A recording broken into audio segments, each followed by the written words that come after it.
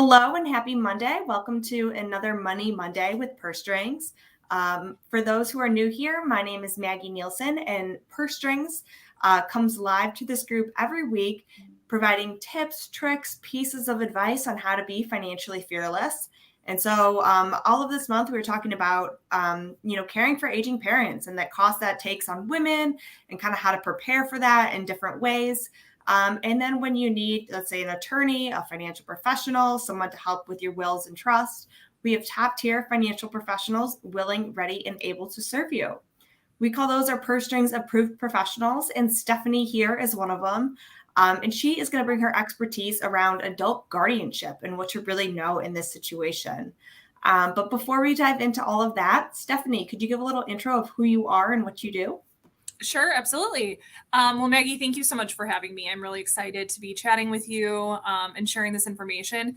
I just don't think that people hear enough about it and that until it happens to them. But, I got my start following law school. I started at a small firm in Northbrook, Illinois, which is one of the northern suburbs of Chicago, doing adult guardianship. It was a happy circumstance that I even found it. I certainly didn't go to law school thinking I'd be doing this. But it makes sense. I lived with my grandma growing up. I saw firsthand some of the traumas of aging, and now I'm going through it with my own parents, like so many people do once they start to reach, their 30s, 40s, 50s. And I've loved it ever since. I started my firm almost 10 years ago. And I'm truly, truly grateful to be doing this work. Awesome. Well, we're so excited to have your expertise with us so we all can be, a little bit more prepared. If anyone has questions while we're live, please feel free to throw them in the chat. We're happy to answer them. And if you have them, while you're watching the replay, you could put them in the chat. We're happy to answer those as well. And so just to dive in, we want to clarify that Stephanie is in Illinois, and this is all kind of Illinois law is what you're most familiar with. Some of these things, of course, some words, definitions are kind of, work in every state. But we want to make sure that, you talk to the attorney in your state before you make any moves, just so you know the specifics, for your state. But kind of diving in, Stephanie, we hear a lot of caregiving, but then there's the adult guardianship. What makes one different than the other? Yeah, no, that's a great question. And just to touch on what you had said, Maggie, usually, just so everyone knows, guardianship should be initiated in the state and specifically the county in which the alleged disabled person resides. So you might be a resident of Peoria, Illinois, but if mom lives in Chicago, guardianship should be initiated in Chicago. And ultimately, you may be able to get it transferred down to Peoria, but this should be based on where they've established residency for at least 6 months prior. Okay. So caregiving and just generally having more involvement in our parents' lives is something that's really common to just about everybody who maintains that kind of level of involvement with their parents, right? Right. There is sometimes a fine line between where just the general helping ends and the legal jobs begin. And when I say legal jobs, I mean really what are called a fiduciary role, which is, a very trusted advisory role. With it comes a lot of added responsibility. So you may be even innocently, unknowingly putting yourself in what's called a fiduciary position by doing things like helping with paying bills, managing appointments with a physician or a lawyer for mom or dad. Right. And that is something you might be doing without any authority, meaning maybe mom or dad have asked for your help, but maybe you're not a power of attorney. Maybe you're doing it just because you're a caring child and you want to. But you may also have been given that important job by virtue of a power of attorney. And that can be a power of attorney for healthcare, property, or both. There also comes a time when you may need adult guardianship, but that's kind of, I think we'll kind of segue into that a little bit more. Yeah, because there is that power of attorney that we always encourage everyone to have, both your financial and your healthcare power of attorney. Because once you're over 18, nobody else can, get access to this information, which is understandable. But there is a point, I even know, caring for a parent at one time, I was helping just pay the bills, make sure everything was kind of going through, because you never know sometimes where people's mental capacity is at, especially just going through some, trauma in healthcare. Even though it doesn't affect your mind, it's still, you just kind of blank out. And so then there's kind of that point of where you need to be a full guardian, which sounds even like a bigger step.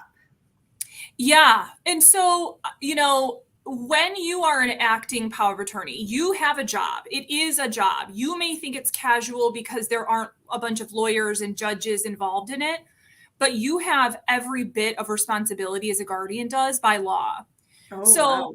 there are a lot of people who are casually acting as power of attorney agents for parents, and they get caught in a lot of trouble. So just by virtue of an example, here in Illinois, we have a rule that says if you cannot account for every penny that is spent while you're a POA, meaning if you withdraw cash and you've spent it on maybe paying cash for some caregivers, buying mom groceries and diapers, personal items, but you don't have a receipt and you can't track it to the penny, you'll be liable for 3 times what was unknowingly spent. And for a Wow. lot of people, that really adds up. If you are, if someone brings it to a court's attention and you're found to be in default of your position. But I see Right. it every day. Do you? Yeah.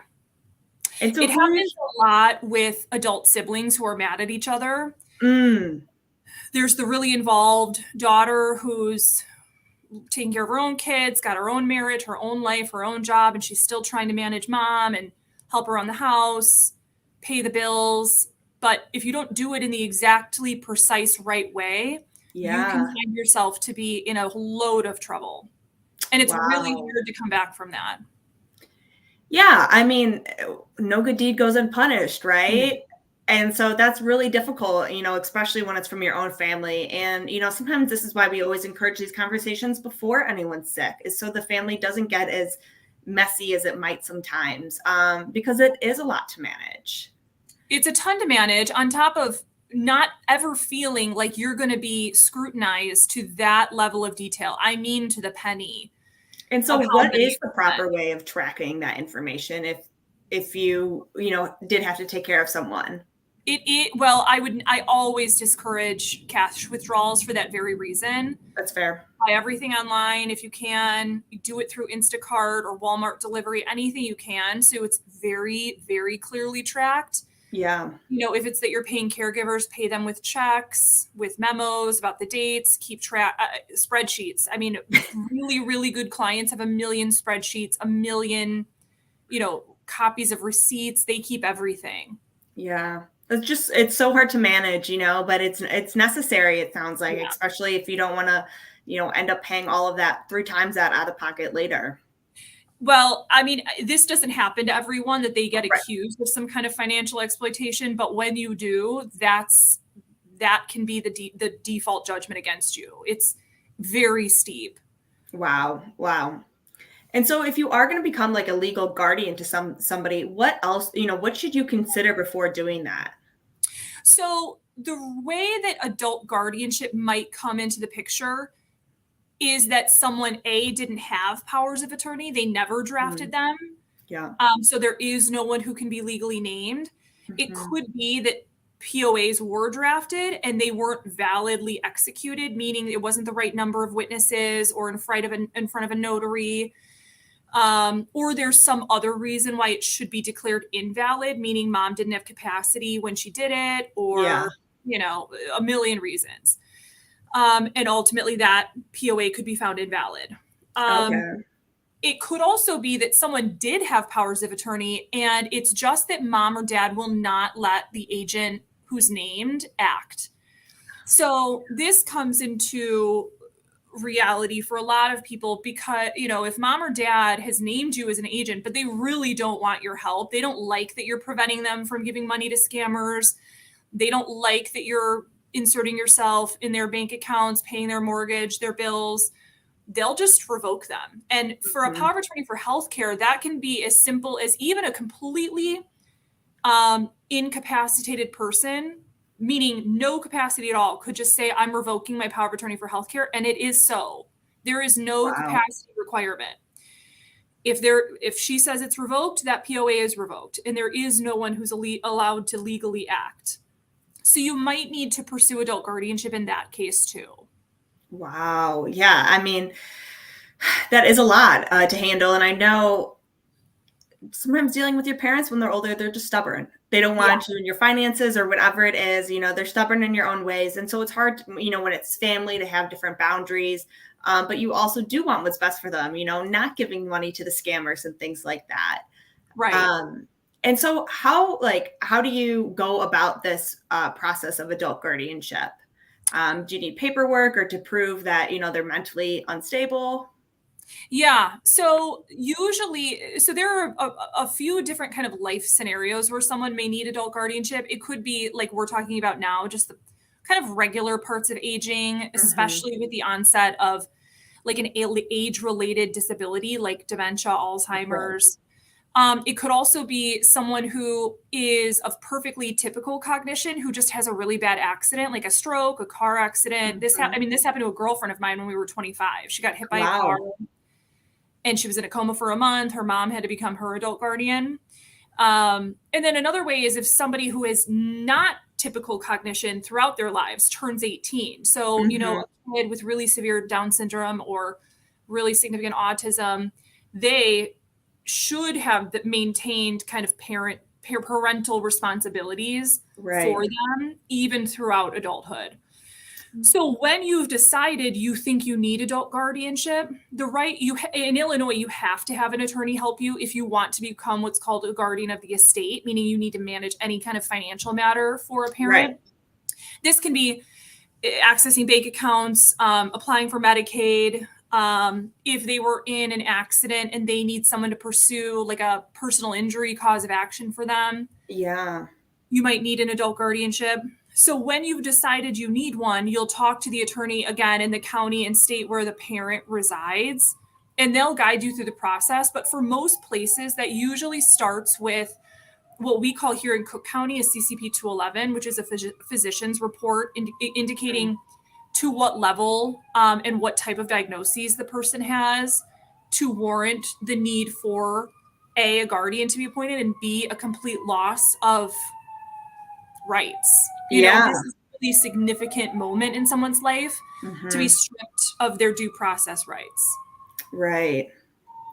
Yeah. So making sure that, that's valid. That's a valid reason. Because I know there's even like TV shows where, somebody will try to take like adult guardianship just to kind of get some of that property. And that's not really what you want. Right. So here in Illinois, which is a blessing and a curse, that's a real unlikelihood that someone could ever steal money like that. Because the reins are so tight. The judges in at least most of the counties around here of Chicago, the judges are so good. They're so clear and careful with how they allow people to manage things.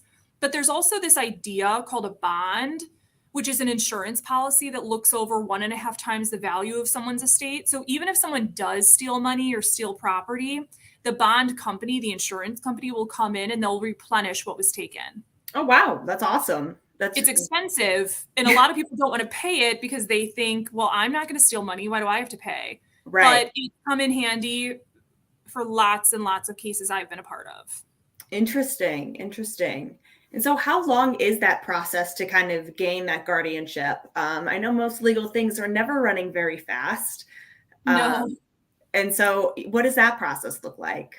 So it is a lengthy process to be appointed as what's called a plenary guardian, which is the ultimate permanent guardianship you're probably looking for, because there's a loss of due process rights. So that person needs to be served by the sheriff at least 14 days before the court date. Everyone close to this person needs to get official notice by mail. Wow. If they object to the appointment of a guardian, either the person who needs the guardianship or other family or friends, there can be a hearing, a whole trial. I mean, we could be talking months and months and months. Wow.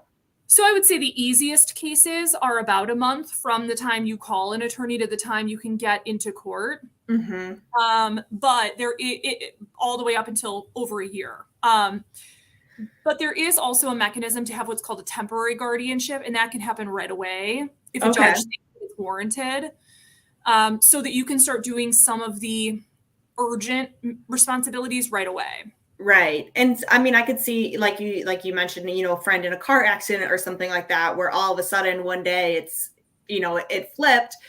You need those documents and things much faster versus Yeah. if you're progressively getting worse, how you have a little bit more time sometimes. Yeah, And, definitely. and so, what's kind of the cost around, uh, you know, becoming a legal guardian of someone? So this is also a very much it depends answer. Right. Depending on, yeah, if you have to go to court or if it's a long process, I'm You sure. do have to go to court, and there is always a process. The question of how expensive is, well, I mean, I'll start with this. Guardianship is a last resort. You will do Mm, almost anything you can to avoid it. It's not meant to be the first place someone goes when they're experiencing trauma of a parent. You should try a lot of other kind of personal non-legal mechanisms to get the result you're looking for. right. It's not cheap. I would say on average, so remember, there's the cost of obtaining the guardianship, which Mhm.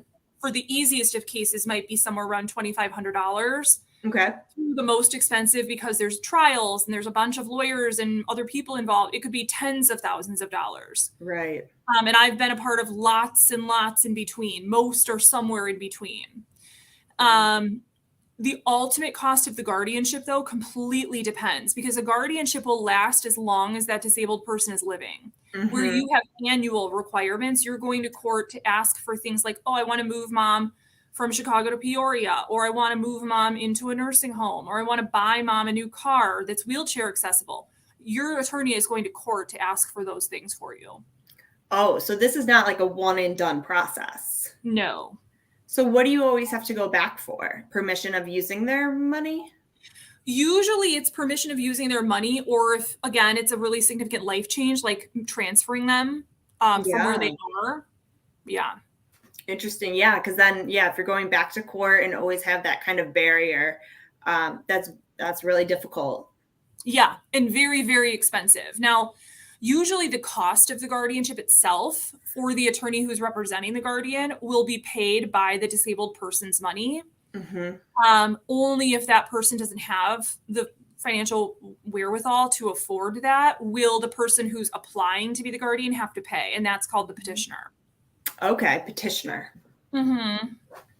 Wow. Yeah, I had no idea that it turned into such a long process and a multi, always checking back in with the courts. It's not like a one and done transition.